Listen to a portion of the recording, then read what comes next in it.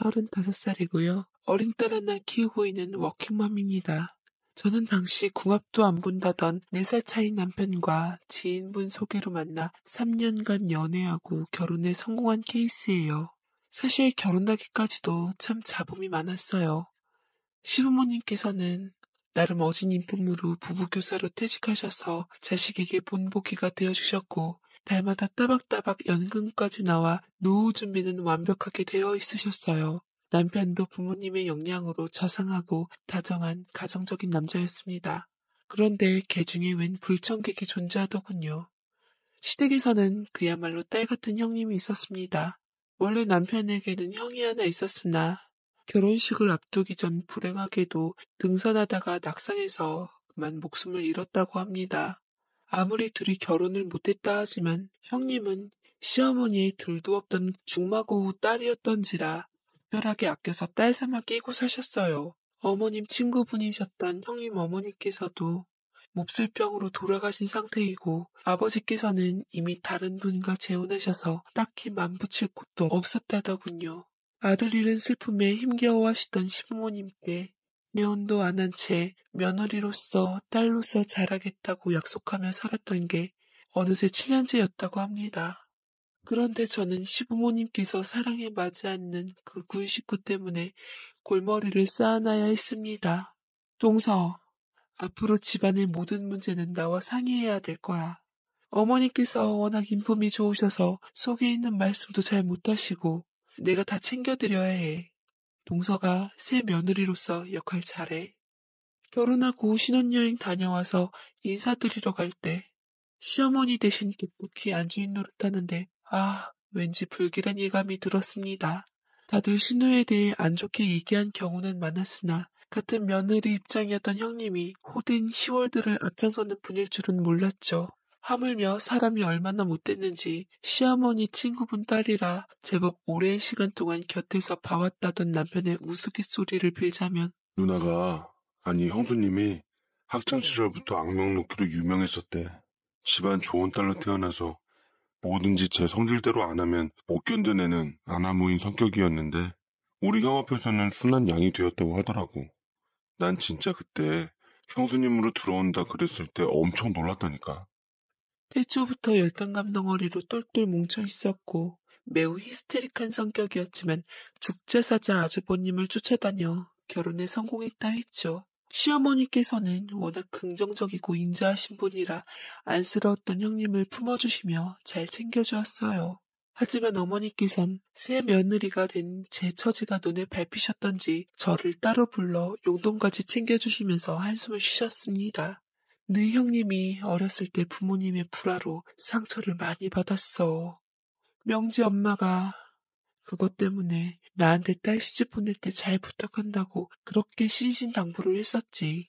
그런데 예비 남편인 우리 아들 그렇게 된 것도 모자라 얼마 안 가서 지 엄마마저 병으로 저 세상 가니 아마 그 속이 아니었을 거야. 네가 당장은 좀 마음이 안 좋겠지만 알고 보면 정도 많고 착한 아이니 부디 잘 지냈으면 좋겠다. 시어머니께서 이렇게까지 말씀하시니 그저 며느리인 제 입장에서는 알겠다고 말하는 수밖에는 없었죠. 형님은 똑똑하고 머리가 좋아 명문대를 졸업해 공부방을 운영하셨는데 사업이 잘 되었는지 생활비랑 용돈도 톡톡 내놓는 능력 있는 며느리였습니다. 그러나 시간이 갈수록 나아질 거라 믿었던 호된 형님 시집살이는 점차 강도가 세졌어요. 원래 결혼하기만 하면 있던 집 바로 전세 빼서 내어준다는 시어머니셨지만 형님의 종용에 1년만 같이 살다가 분가시켜주신다고 말을 바꾸셨고 시집에 들어오면서부터 저는 형님의 희생양이 되어야만 했네요. 동서, 앞으로 내 말 잘 듣지 않으면 툭 까놓고 시집생활 힘들어질 줄 알아? 내가 우리 집안 실세인 거 알지? 오늘부로 가사 도우미 내보냈으니까 앞으로 여기 있는 동안 모든 집안일은 동서가 도맡아 하고 이로 인해 신경 쓰지 않게끔 해줘. 나에 대해서 도련님한테 일찌감치 들었으면 어떻게 될지 잘 알 거야. 라고 기선제 앞 번뜩이는 미소로 저를 보고 얘기하는데 오한의 등줄기가 세지더군요. 처음에는 돈을 끌어와서라도 집을 마련할까 했지만 한두 푼 하는 것도 아니고 생각보다 부담이 돼서 눈 딱 감고 1년만 버티기로 했습니다.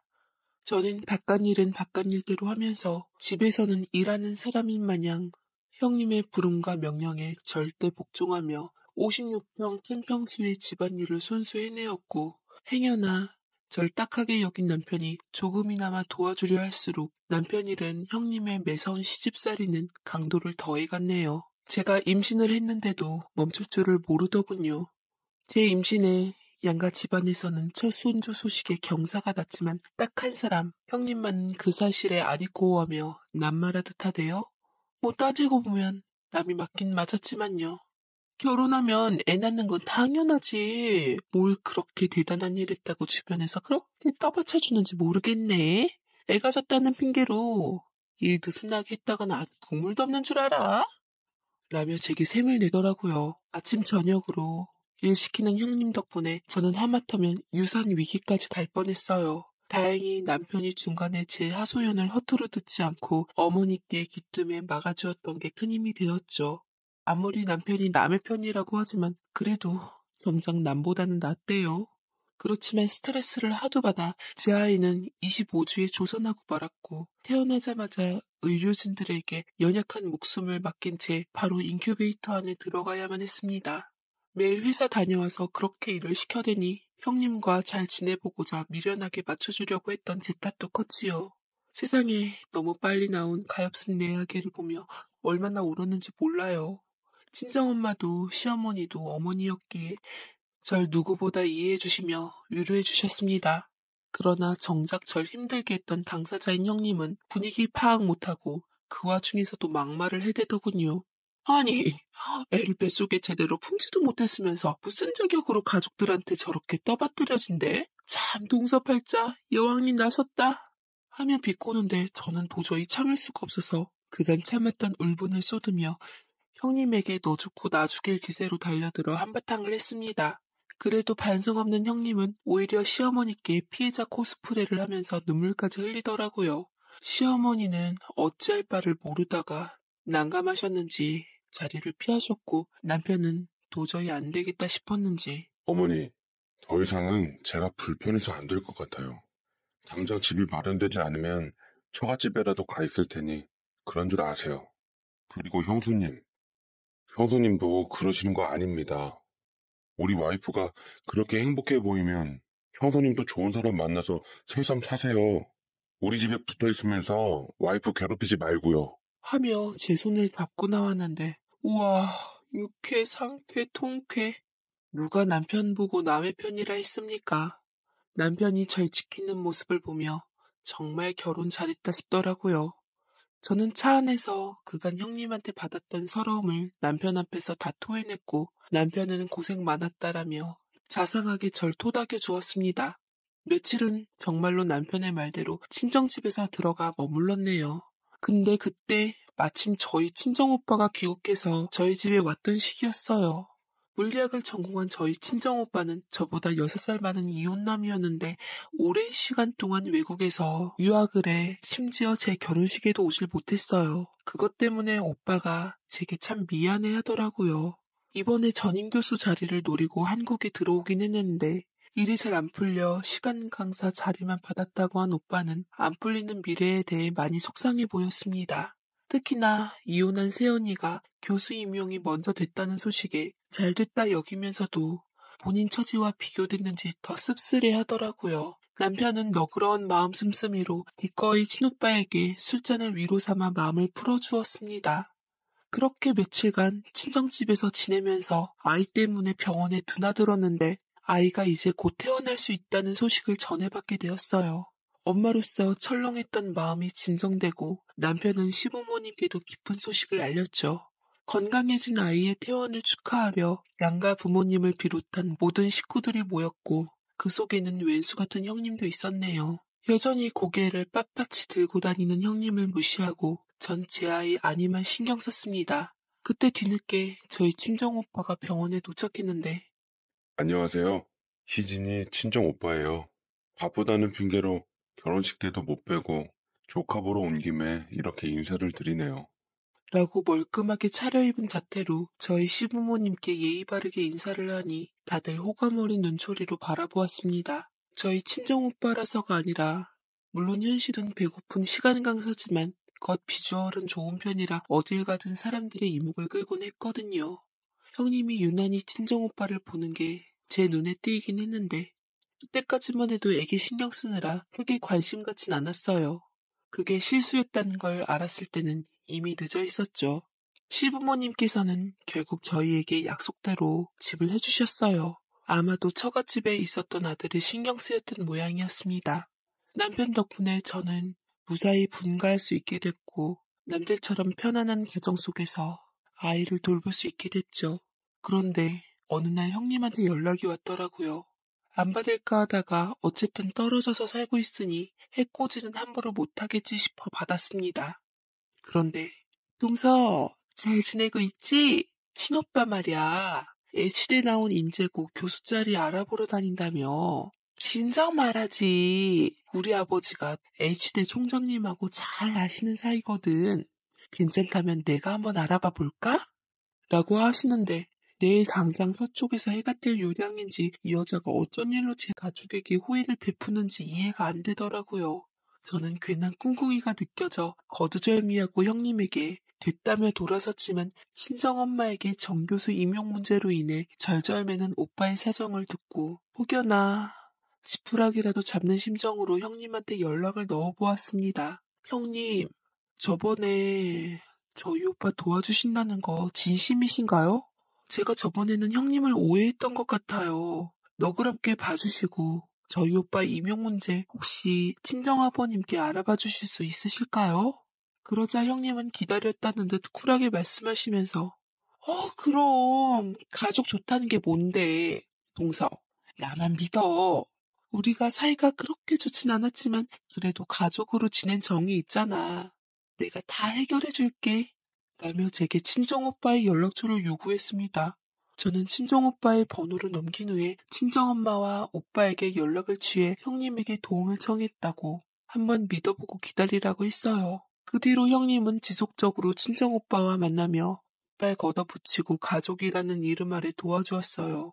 그리고 마침내 기대한 것 이상으로 형님은 큰 수확을 가지고 좋은 소식을 저희 친정오빠에게 전해주었지요. 비록 원하는 모교 교수 자리는 아니었지만 그래도 어느 대학 전임교수 자리를 얻는 데 성공한 오빠는 모든 것을 형님 공으로 돌렸어요. 드디어 해냈어. 내가 그동안 얼마나 서럽고 힘들게 공부했는데 정교수 자리에 오르다니. 내 꿈을 이루게 된 건 다 명지 씨 덕분이야. 네 형님한테 너도 잘해. 처음에 너 때문에 선입견 갖고 보긴 했는데 실제로 보니까 너무 좋으신 분이더라. 그놈의 교수 자리는 악마도 천사로 만들어버리더라고요.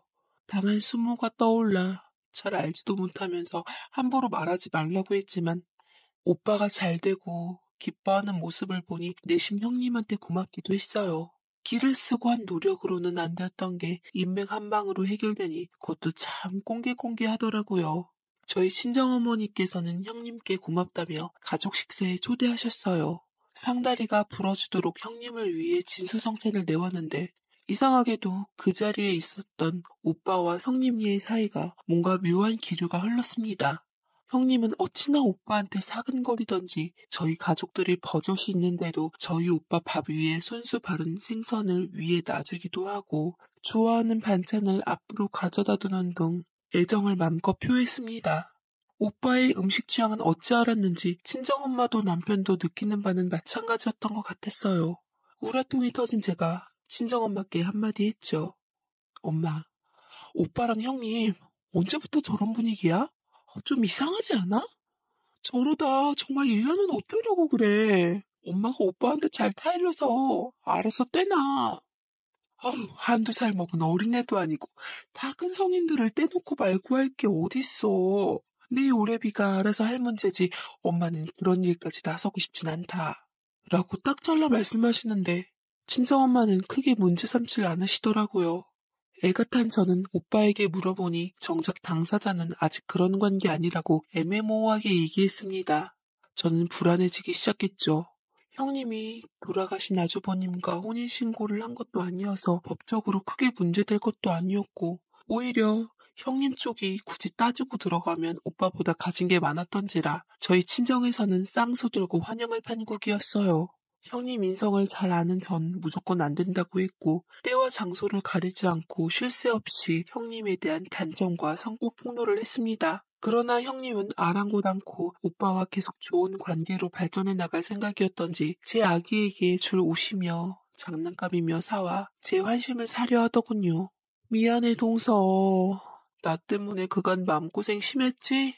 나도 옛날 일 때문에 동서한테 늘 죄스러운 마음 갖고 살고 있었어. 지난 일 다 잊고 우리 잘 지내보자. 정말 미안해. 하며 간이며 쓸개며 다 빼줄 요량으로 저를 대해줬습니다만 아무리 생각해봐도 형님을 우리 식구로 받아들일 수는 없었습니다. 허나 오빠는 끝내 제 말을 흘려들은 채 형님과 연인 사이가 되었고 식구들 몰래 비밀 연애를 하다 드디어 저희 이야기 돌잔치 때 차곡차곡 준비해왔던 시나리오를 공개하고 말았습니다. 나랑 명지 씨 조만간 결혼할 예정입니다. 저희 선택에 대해서 누구 아깝다 하지 마시고 진심으로 축하해 주셨으면 좋겠습니다. 라며 오빠가 생각지도 못한 선방을 날렸는데 저를 빼고는 모든 식구들이 다 선남선녀의 만남이라며 축하해 주었습니다. 형님은 언제 식구들을 다 자기 편으로 돌려놨는지 기세등등하게 저를 보며 웃었고 저는 속으로 그 웃음을 싹 가시게 해주겠노라고 다짐했죠. 오빠와 형님은 상견례를 마치자마자 바로 결혼식 준비에 돌입했어요. 날이 갈수록 형님도 오빠의 얼굴도 펴갔죠. 엄마는 형님 덕분에 안 풀리던 일이 술술 풀린 것도 좋았고 이혼한 오빠가 상처를 극복하고 새 사람을 만난 것도 좋았던 모양입니다. 허구한 날 예비 며느리였던 형님을 불러 이것저것 살뜰하게 챙겨주었고 오빠는 예비 며느리인 형님과 함께 근사한 데서 가족 식사 모임을 주도한 후 또 한 번 폭탄 발언을 발표했네요. 우리 이제 조만간 예비 부모가 될 예정이에요. 잘 살게끔 많이 축복해 주세요. 희진이 너도 좋은 인연으로 형님과 다시 만났으니 앞으로 잘 지냈으면 좋겠다. 동서가 이제는 아가씨가 됐네요. 앞으로 잘 부탁해요, 아가씨. 라는데 하도 제가 형님한테 당한 문제들을 시시콜콜하게 친정한테 풀었던지라 모두가 저더러 형님에 대한 악감정을 풀고 이제 진짜 우리 가족으로서 잘 보듬으라고 얘기했습니다. 누구 맘대로. 뒤끝이 길었던 저는 결혼식 전까지 둘이 어떻게 떼놓을까 한참 머리를 굴리고 고민해보았습니다. 아무리 생각해봐도 정말 원수 같던 형님이 뱃속에 애까지 품고 우리 집의 가족으로서 받아들이는 일이 쉽지가 않더라고요. 그러다 우연히 SNS를 보다가 오빠와 이혼한 옛 새언니의 근황을 알게 되면서 회심의 미소를 짓게 되었죠. 오빠와 이혼한 옛 새언니에게 잘 지냈냐고 메시지를 보내는 걸로 시작해서 저는 새언니 연락처까지 알게 되었습니다. 오빠와 새언니가 결혼했을 당시 저와 새언니는 자매처럼 잘 지내고 있다가 오빠와 이혼한 후 자연스럽게 연락이 끊긴 거였거든요. 게다가 새언니는 이혼한 지 4년 정도가 되었는데도 아직까지 싱글이더라고요. 다시 만난 새언니와 저는 여태 살았던 일들에 대해 울고 웃는 얘기를 나눴고 새언니는 제 눈치를 보다가 은근슬쩍 오빠의 소식을 물었습니다. 오빠 잘 지내죠? 생각해보면 내가 교수 자리에 욕심부리지 않고 그냥 안사람으로서 내조만 잘하고 살았다면 우린 계속 행복했을 텐데 라는 생각이 들어요. 다 내 잘못이죠. 그깟 교수 자리가 다 뭐라고. 라고 말한 예전 새언니는 아직까지 오빠를 맘에 품은 채 기다리고 있는 것만 같았어요. 둘의 절절한 연애사를 알고 있고 얼마나 서로를 사랑한 줄 잘 아는 저로서는 이를 이용할 절호의 기회였습니다. 저는 애를 남편에게 맡겨놓은 후 오빠와 예전 새언니를 각각의 핑곗거리를 만들어서 한자리에 모아놓았어요. 오빠와 예전 새언니는 드디어 재회하게 되었습니다. 저는 적당한 시기에 빠져주며 둘이 제발 잘 되게끔 간절히 빌고 또 빌었더랬죠. 형님이 가졌던 애고 뭐고 아무것도 생각하질 않았어요. 절대로 형님이 새언니로 들어오는 꼴 같은 건 보고 싶지 않았습니다. 그게 불과 오빠 결혼 2달 앞두고 벌어진 일이었죠. 어차피 결혼한 게 아니라 불륜도 아니었으니 크게 가책이 일 것도 없었습니다. 다만 형님 뱃속에 애가 걸리긴 했지만 조산한 제 아이를 생각하면 그것조차 대수롭진 않았죠. 둘의 만남을 주선한 뒤 저는 모른 척하고 친정에 왔고 마침 예비시댁에 잘 보이겠다고 저희 엄마 일손을 돕는 형님을 아련하게 바라보다 형님 착하게 사세요 라고 뜬금포를 날린 후 저희 집으로 돌아왔습니다. 오빠는 예전에 새언니를 만나면서부터 형님을 피하기 시작했어요. 바쁘다는 핑계로 형님과 만나는 시간을 줄이며 예전 새언니와 만남을 지속하는 것 같았고 두 여자 사이에 많은 생각을 하는 것 같았습니다. 그렇지만 자신을 교수로 만들어준 것도 형님 덕이었고 이미 아이까지 갖고 있으니 쉽게 헤어질 수는 없었겠죠. 오빠가 미적미적대는 사이 형님은 결혼식 며칠 전에 오빠의 바람을 눈치채게 되었어요. 그 성격에 아주 친정집에 찾아와 배신감에 몸서리치며 헤집어놓고 험한 미래를 예고했죠. 내가 이대로 넘어갈 것 같아요? 당신도 그 여자도 다 내 손으로 부숴버릴 거예요. 날 배신한 대가를 다 치르게 해줄 테니 기대해요. 뜨끔한 오빠가 확 정신이 깨나며 형님한테 잘못했다고 싹싹 비든 뒤 무릎 꿇고 사죄했지만 상처받은 형님은 자존심이 있었던지 자신을 한순간이라도 배신한 오빠를 용서할 마음이 없어 보였습니다. 나중에는 어떻게 아기 때문에 결혼해서 법적으로 합치기는 했으나 둘 다 마음이 예전 같지 않는 상황이니 부부 사이 불화가 많게 되었죠. 한번 깨진 접시는 다시 이어붙이기 힘들었나 봅니다. 끝없이 바람피고 의심하는 상황이 이어졌어요.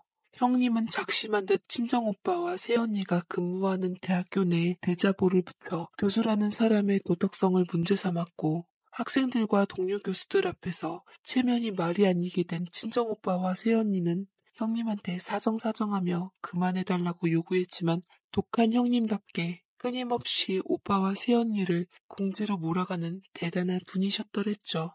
이걸로 오빠는 교수 자리에서 직위해제 당하고 그동안 꿈을 위해 쌓아놓았던 게 물거품이 되고 말았습니다. 형님 역시 이걸로 인해서 오빠한테 많은 미움과 원망을 받으며 둘은 치닫을 수 없는 최대 파국으로 빠져들고 말았죠. 근데 웃긴 거는 이 모든 책임이 저한테 돌아오더라고요. 이게 다 너 때문이야. 갑자기 왜 전철을 나한테 소개시켜줘서 내 인생 이렇게 만들었는데? 우리 다시는 보지 말자. 여동생이고 나발이고 너 같은 거 이제 필요 없어. 라는데 저는 사실 멍석만 깔아줬지 정작 바람핀 건 당사자면서 왜 제가 그런 얘기를 들어야 하는지 웃기더라고요. 뭐 나름 계산된 거긴 해서 반박은 딱히 안 했지만요. 정황이 밝혀지니 저는 시댁 식구들과 남편에게도 큰 비난을 면치 못하게 되었습니다. 형님은 결혼한 지 반년 만에 혼자 산부인과에서 아기를 낳았고 세상이 다 지긋지긋했는지 친정처럼 가까웠던 시댁마저 떠났습니다. 오히려 제게 비난도 원망도 안 한 사람은 형님이었어요. 가끔은 죄인처럼 살면서 형님의 소식을 들을 때마다 속으로 뜨끔뜨끔하지만 그래도 제가 당한 걸 생각하면 아직까지도 가족으로 안 받아들인 것에 대해 후회는 없습니다. 형님의 지독함 때문에 조산한 탓에 하마터면 제 곁에 잠들어 있는 아이를 못 본다고 생각하면 앞이 깜깜해요. 형님도 이제 출산을 했으니 알았겠죠, 제 심정을. 훗날이라도 다신 그 여자를 보고 싶지 않은 게 제 진심이네요. 제 사연 읽어주셔서 안누고서야 알게 되었고, 저는 돌아가신 엄마에 대한 그리움과 본인 자식도 안 낳으시고 절 키워주신 새엄마에 대한 감사함이 들며 만감이 교차했습니다.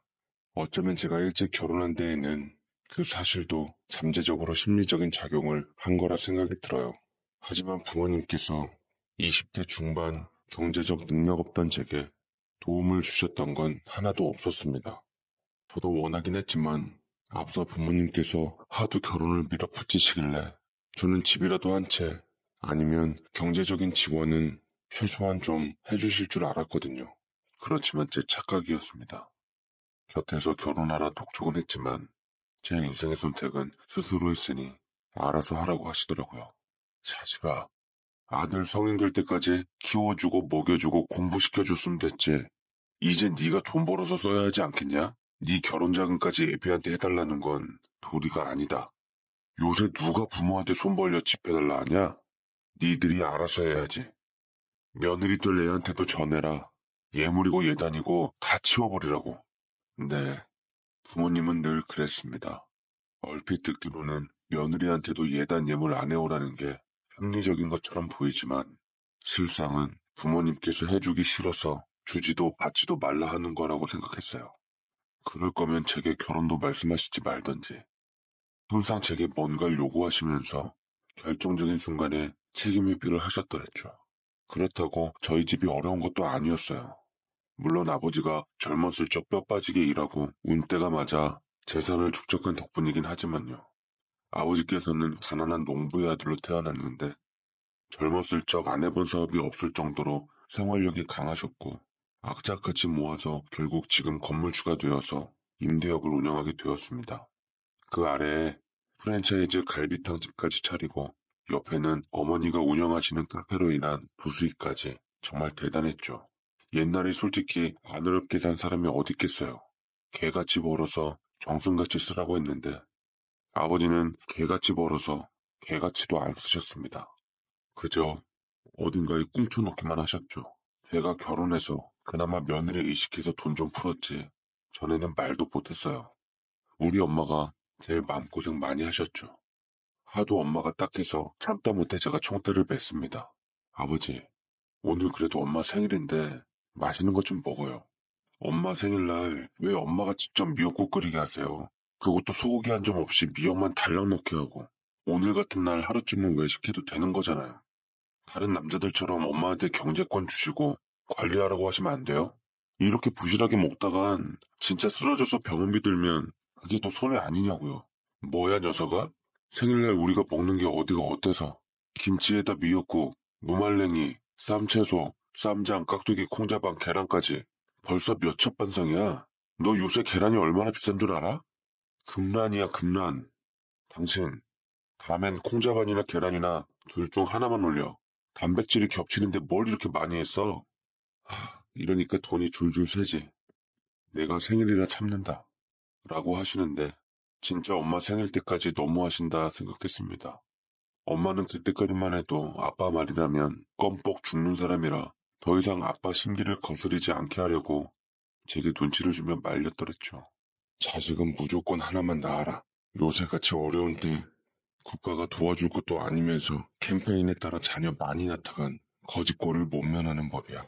아시며 딱 하나만 낳으라고 하셨는데 하나도 마음대로 임신이 안 되어서 이른 결혼에 비해 아이가 늦어졌습니다.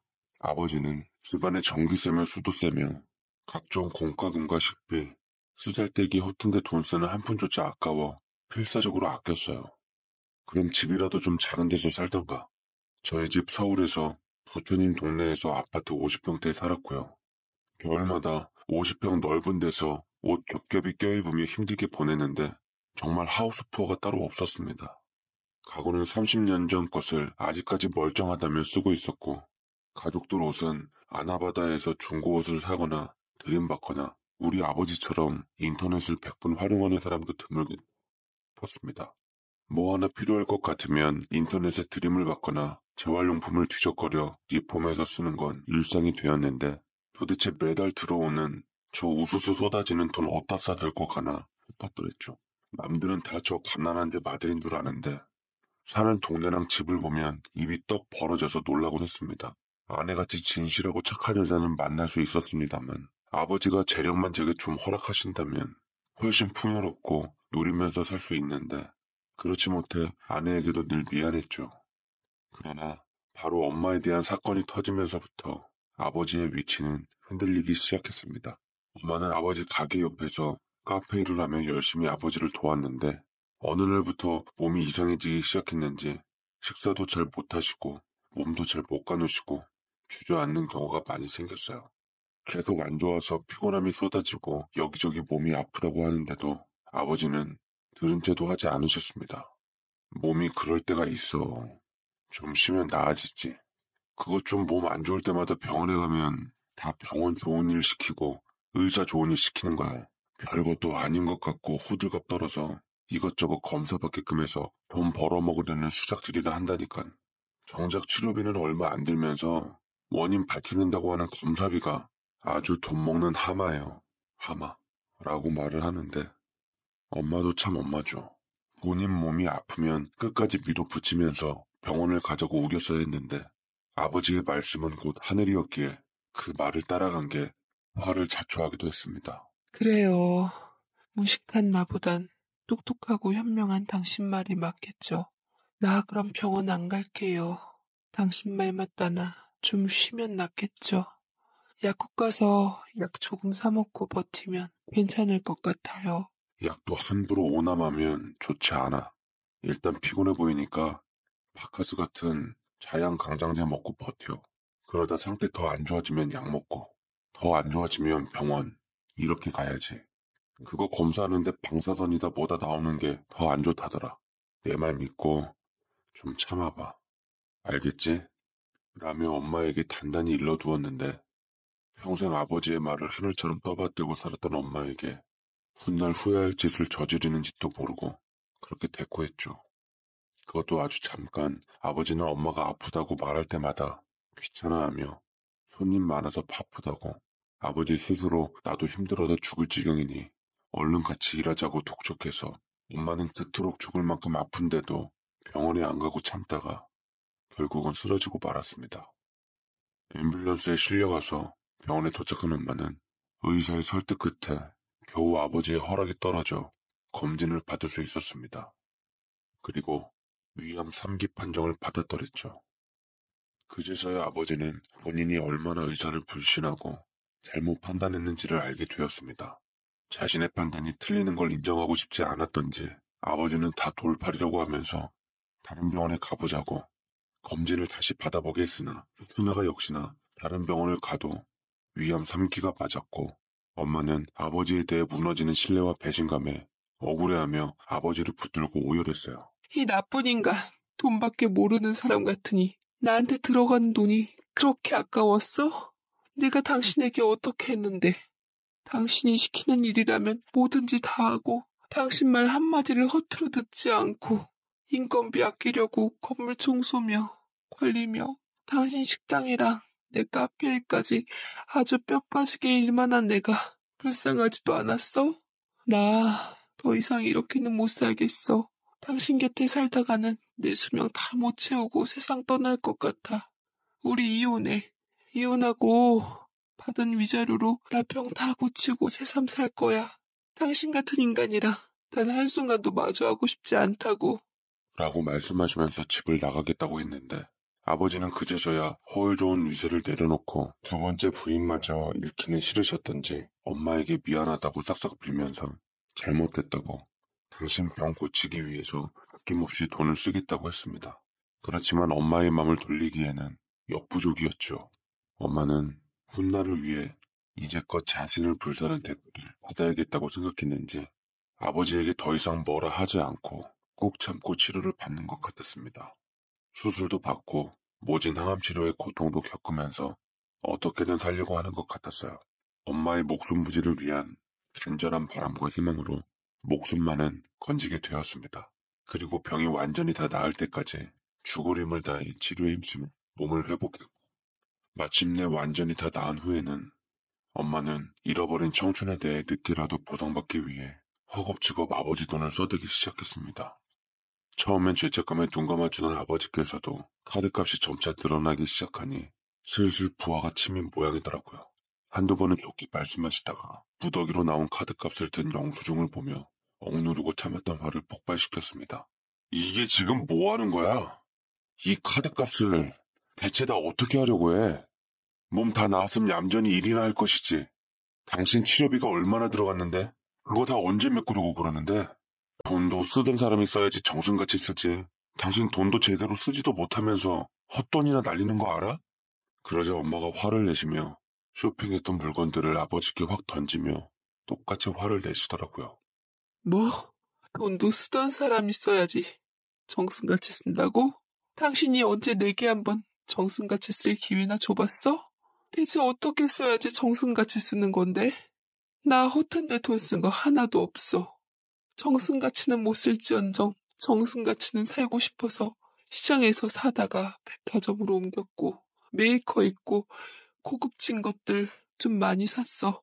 내 거랑 우리 아들 내외 거랑 당신 것까지 다 샀는데 당신 것만 가져가서 환불해서 얻어 입던지 주워 입던지 해요. 나랑 우리 애들은 앞으로 좋은 것 입고 좋은 거 쓰고 짧은 인생 한평생 누리다 갈 거니까. 그게 다 누구 돈인데? 다 내 돈으로 번 돈인데 누구 맘대로 한평생을 누려? 당신 내가 좋게 말할 때 이쯤에서 끝내는 게 좋아. 더 이상 나도 안 참아. 빨리 정신 차리고 돌아오지 않으면 나도 가만히 안 있어. 알겠어? 엄마는 아버지의 말에 분통이 터져 그간 참고 이악 물었던 이혼 서류를 아버지 얼굴에다 확 내던져 버렸습니다. 우리 이혼합시다. 나 더 이상 당신에게 그런 인격 모독적인 얘기를 듣고는 살 수가 없을 것 같아. 내가 당신하고 결혼해서 뼈 빠지게 고생하고 가게 일한 것들 다 당신 재산에 기여를 한 것이니 재산 분할이랑 위자료 제대로 쳐줘요. 안 그럼 나도 절대로 가만히 안 있어요. 알겠어요? 라며 나가시는데 저는 두 분의 갈등이 골이 깊어질 만큼 깊어진 상태라 어찌해야 좋을지 몰랐습니다. 차라리 어머니가 제대로 된 몫을 받고 이혼하셔서 힘들게 구한 생명 좀 더 가치 있게 좋은 사람과 여생을 보냈으면 하는 게 진심이었어요. 하지만 아버지는 좀처럼 어머니에게 이혼해줄 생각이 없는 것 같더라고요. 집안 망신이라며 다 늙어서 이혼은 절대 안 된다며 이혼 서류를 찢어버리셨죠. 엄마는 속에 열불이 나서 집을 아예 나가버렸고 당시 돈이 없어서 합가하고 있었던 저는 엄마의 용기 있는 선택에 박수를 보냈습니다. 그렇지만 엄마가 나가고 나서 피해는 고스란히 저와 제 아내에게 돌아왔어요. 일단 아버지의 화풀이와 스트레스 때문에 늘 긴장 속에서 살아야만 했고 그나마 어머니가 분담해서 도와주시던 집안일들과 잡다한 일들은 오롯이 저희 몫이 되었습니다. 환장한다는 말은 이럴 때 쓰는 말이 맞더라고요. 그러던 찰나 아내는 제 아이를 갖게 되었고 엄마처럼 열심히 일하다 쓰러져서 병원에 실려가고서야 임신 사실을 알게 되었습니다. 임신 초기인지라 하마터면 너무 무리해서 소식을 알기도 전에 큰일이 날 뻔하기도 했죠. 초음파 꼬물이의 존재만으로 두성애가 생겼던지 온몸에 소름이 돋더라고요. 엄마의 마음을 이해할 것 같았고 아버지의 가게를 뒤엎을 요량으로 씩씩대며 찾아가 동네방네 떠나갈세라 악을 쳤습니다. 아버지는 제 아내가 임신한 것을 알았던지 엄마 때처럼 실수했다 여기신 듯 입술을 깨무셨어요. 하지만 본인 잘못으로 며느리가 쓰러진 것을 인정하기 싫었던 건지 손주 무사했으면 된 거 아니냐고 어물쩍 넘어가시려고 하며 자리를 피하셨습니다. 아버지 재산이고 나발이고 저는 있는 돈 다 털어서 아내에게 당장 분가하자고 했습니다. 더 이상 형편없는 남편이자 아빠가 되고 싶지 않아 하루빨리 아버지에게 벗어나고 싶었어요. 그런데 의외로 핏기 없는 얼굴로 링게를 맡고 있는 아내가 자신의 배를 쓰다듬으며 반대를 하더라고요. 나 괜찮아. 아버님 말씀대로 우리 아기 무사했으면 됐지. 어차피 우리 분가할 돈도 없잖아. 단칸방에서 애 키우며 시작하느니 그냥 넓은 집에서 우리 애기 키우면서 살고 싶어. 제대로 된 곳에서 독립할 때까지는 합가하면서 아버님 모시면서 살자. 응? 라고 설득을 하는데 아내가 아무래도 제게 부담 주기 싫어서 못된 시아버지 시집살이 감수하면서 사는 것 같아 마음이 아팠습니다. 아내의 미련한 고집에 못 이겨 저는 아버지와 합가를 유지하게 되었고 대신 저도 하루빨리 아버지한테 분가하려고 한 푼 두 푼 악착같이 모으기 시작했습니다. 하루라도 빨리 아버지에게 벗어나는 게 아내와 아이에게 도리라고 생각하고 받는 즉시 월급을 모으니 저도 모르게 아버지처럼 점점 노랭이가 되어지는 것 같더라고요. 아내도 제 마음을 아는 듯 임신해도 먹고 싶은 거 얘기 한번 안 한 채 참고 넘기며 묵묵히 뱃속에서 정성껏 아이를 키웠습니다. 그런 아내가 기특해서 원하는 건 다 해주고 싶었어요. 그러던 중에 아버지는 제가 아내를 위해서 분가하려고 돈 모으는 줄은 꿈에도 생각 못하시고 오히려 정신 차렸다고 생각했던지 어느 순간 제게 계약이 끝난 가게 점포 하나를 떡하니 맡기시더라고요. 뜻밖의 횡재에 전 만우절인 줄 알았습니다. 자리 하나 내어줄 테니 네가 하고 싶었던 사업 한번 해봐라. 돈 씀씀이만 크고 정신 못 차린다고 생각했는데 네가 애비가 된다고 하니 정신을 차렸던 겐지 요새 생활을 곧잘하고 있더구나. 목표한 바가 있는 것 같으니까 내가 그 목표를 빨리 이룰 수 있게 도와줄 테니까 힘껏 잘 운영해봐. 라고 말씀하시며 창업 자금까지 내어주시는데 생각지도 못한 아주 큰 떡이었어요. 절 못 믿어하고 나약하고 못난 놈이라면 못 잡아먹어 안달나셨던 분이 제게 가게를 차려준다고 하니 심장이 두근두근거리기 시작하더라고요. 직접적인 이익으로 떨어지니 여태껏 아버지에 대한 미움이 눈 녹듯 사라졌고 이 사실에 기뻐해줄 아내에게 제일 먼저 소식을 전했습니다. 그러자 아내도 그 소식에 많이 기뻐하며 잘 됐다고 축하해줬고 우리는 이렇게 아버지와 한 가정에서 안정을 찾아가나 싶었습니다. 그러나 아내가 슬쩍 흘린 한마디에 집 패닉 상태가 돼버리기도 했죠. 사실 나 어머니 길 건너 카페에서 봤는데 어느 중년 남자랑 있더라고. 아무래도 집 나가신 지가 꽤 되셨잖아. 그간 연락도 없으셨고 적적하셔서 그러신지 남자친구를 사귀신 모양이야. 언뜻 보기에도 보통 사이가 아닌 것처럼 보이더라고. 라며 안타깝게 얘기를 하는데 참 사람 마음이 묘한 게 아버지에 대한 미움이 풀리니 이상하게 행복한 청춘 찾아가겠다며 아버지를 떠난다고 했던 엄마가 미워 보이더라고요. 다시 말하지만 지금의 제 어머니는 물론 저를 낳아주신 생모는 아니지만 생모만큼 절 사랑해주며 키워주셨던 분이십니다. 진심으로 정도 많이 들었고 제 친어머니라 믿으며 살았건만 막상 우리 아버지를 배신했다고 생각하니 확 열이 뻗치며 도저히 용서할 수가 없었습니다. 저는 아버지 모르게 은밀히 엄마에 대해서 조사를 하게 되었고 정말로 아내의 말처럼 엄마는 집을 나간 지 5개월 만에 이혼도 안 한 상태로 다른 남자가 생겼고 핑크빛 로맨스에 빠져 계시더라고요. 저는 집 앞에 잠복을 해서 현장을 잡아내었고 아버지가 아닌 다른 남자와 새엄마가 같이 있는 모습을 직접 두 눈으로 확인까지 하니 심리적으로 걷잡을 수 없이 번지기 시작했습니다. 부들부들 떨리는 손으로 아버지에게 보여주기 위해 증거를 먼저 남겼죠. 맘 같아선 당장 엄마 앞에 나서서 어떻게 엄마가 아버지를 두고 그럴 수가 있냐며 따지고 싶었지만 돌이켜보면 엄마는 아버지에게 이혼 선언을 한 상태로 집을 나갔던 거였고 이미 마음은 떠나가 버린 상태이니 이해가 안 되는 건 아니었습니다. 다만 아버지와 완전히 서류 정리를 하고 그 다음 청춘 사업을 시작하셔도 늦지 않으셨을걸. 그게 우리가 가족으로 지냈던 시간에 대한 예의라는 것을 알아주셨으면 좋았을걸. 안타까웠습니다. 저는 엄마에게 뭐라 하지 않고 부디 좋은 사람과 행복하길 바라면서 뒤돌아섰고 집에 와서 아버지께 조심스럽게 아버지 앞에다 엄마에 대한 청춘 사업을 알렸습니다. 그러자 아버지 증거를 확인한 후 안색이 흑빛으로 바뀌시더라고요. 다른 상대까지 생긴 마당에 버텨봐야 소용이 없단 걸 아셨던지 전화기를 들어 어딘가로 연락하기 시작했습니다. 그러면서 제게는 나가보라고 손짓을 하시더군요. 아버지의 뜻대로 아버지의 방에서 나와 저는 아내가 있는 제 방으로 들어왔습니다.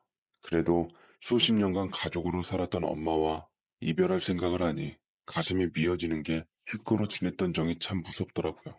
엄마라는 말을 들으면 생각나는 분은 오직 새엄마였는데 다신 그분을 못 본다고 하니 마음이 참 쓰라렸습니다. 아내는 절 위로해주며 어머니도 여자로서 행복할 자격이 있어.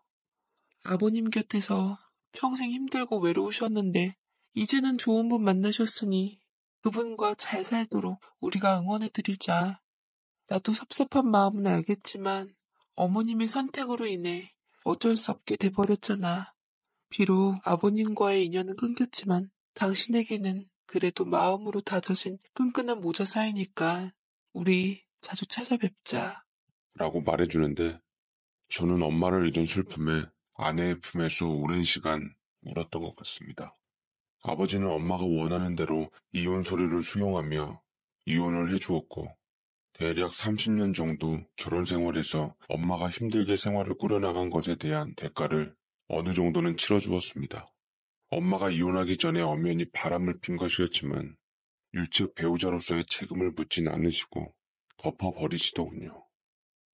결코 아버지의 구두쇠 철학답진 않았어요.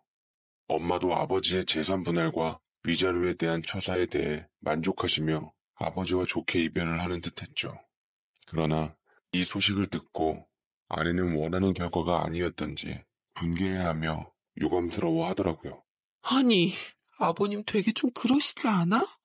엄연히 따지면 유책 배우자이신데 무슨 유책 배우자한테 위자료랑 재산까지 떼줘? 당신 새엄마니까 나 거리낌 없이 말할게. 솔직히 어머니가 당신 집에 들어와서 한 게 뭐 있어? 당신 키워주고 가게 좀 한 거 그게 다잖아. 아버님이 어마무시한 암 치료비도 다 대주시고 사모님 소리 듣게 해준 건 왜 생각도 못 하시는지 모르겠네. 아버님 현명한 분이신 줄 알았더니만 이런 손해보는 결정을 내리실 줄 꿈에도 몰랐어.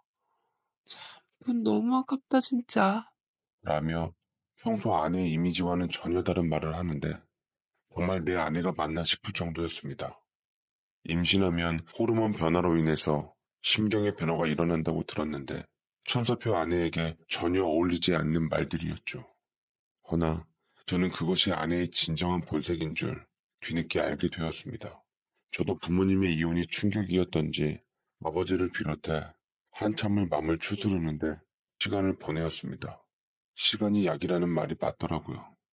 그러나 곳곳에 엄마가 쓰던 흔적어린 물건들이 보일 때마다 자꾸 생각이 나서 집 정리를 제대로 한번 하기로 했습니다.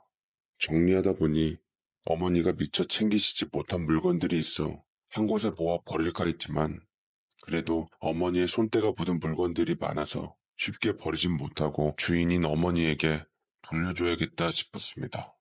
마음이 내키진 않았지만 그래도 제 휴대폰 속 저장되어 있는 사랑하는 우리 엄마 이름으로 어머니의 번호를 눌렀고 신호가 끊어질 때쯤 망설임 끝에 받은 것 같은 어머니의 목소리는 차분하게 가라앉아 있더라고요. 저는 집에 두고 가신 물건을 정리했다며 돌려주겠다고 말씀드린 뒤 원하는 곳, 원하는 시간에 찾아뵙겠다고 했습니다. 어머니는 아버지께 받은 위자료나 재산으로 좋은 집에서 살고 계실 거라 생각했는데 아버지와 별거 중일 때 살고 계신 작은 원룸에서 월세로 살고 있더라고요. 적잖은 돈을 받았는데 왜 그렇게 살고 있을까 의아했습니다. 어쨌거나 살고 계신 집 앞 카페에서 만나 뵈었는데 제 시간에 나타난 어머니가 안 본 새에 살이 확 빠져버려 아버지와의 이혼에 뒤늦게 힘이 드셨나 아니면 새 남자가 아버지처럼 속을 썩이나 싶었죠. 그런데 저는 물건을 전해주면서 꿈에도 생각지 못한 놀란 비밀을 전해 듣게 되었습니다. 다름 아닌 어이없게도 임신한 아내의 실체에 대해서 말해주셨죠. 만약 그 말들이 사실이라면 충격을 금치 못했던 상상도 못할 쇼킹한 발언들이었습니다. 네 아내 조심해라. 생각해보니 아주 보통 내기가 아닌 것 같더라. 어른들을 버젓이 손바닥에다 놓고 계획대로 찜짜 먹었던 애야. 그중 내가 제일 제대로 당한 거고 네가 알고 있나 모르겠다만 사실 내가 이혼하기 전 만났던 그 남자 바로 네 처가 나한테 소개시켜준 사람이다.